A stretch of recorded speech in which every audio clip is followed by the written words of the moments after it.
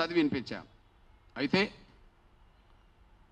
ఇప్పుడు మార్చి 10 వరకు గడువున్న సమయంలో నేను దళితుల్లో ఉండబడే అన్ని కులాలకు విజ్ఞప్తి చేస్తున్నా.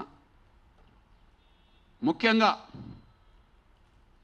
మాలలోమో సింగిల్ క్యాస్ట్గా వర్గీకరణ అడ్డుకునే ప్రయత్నం చేస్తుంటే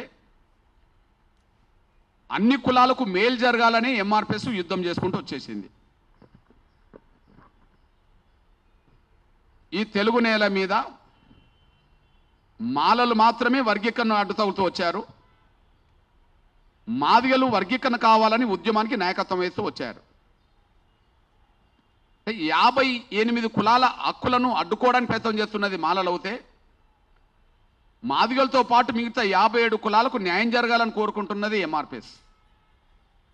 ఈ నేపథ్యంలో విజ్ఞప్తి చేస్తుంది ఏంటంటే, ఒక మాదిగ బిడ్డగా నేను మిగిలిన 57 కులాల సంఘాలకు సంఘాల నాయకులకు అప్పీల్ చేస్తున్నా. ఒక మాదిగ బిడ్డగా వర్గీకరణ లక్ష్యం కోసం పోరాటం చేస్తున్న ఒక మీ సోదరుడిగా 57 కులాల సంఘాలకు సంఘాల నాయకులకు ప్రజలకు విజ్ఞప్తి చేస్తున్నా. నేను ఈ వర్గీకరణ రేపు జరిగితే రిజర్వేషన్లు ఈ దేశంలో ఉన్నంతకాలం వర్గీకరణ ఉంటే మరో 10 ఏళ్ళకో 20 ఏళ్ళకో 30 ఏళ్ళకో ఈ వర్గీకరణ వల్ల 2025లో జరిగే వర్గీకరణ వల్ల